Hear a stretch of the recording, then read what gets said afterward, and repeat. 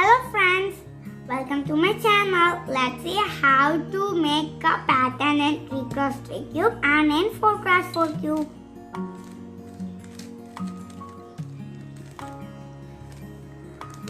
This is the pattern. It's interesting now.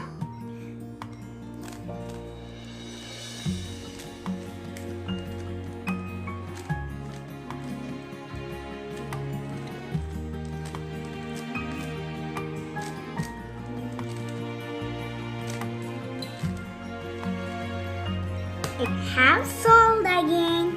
Let's see it in 4x4 cube.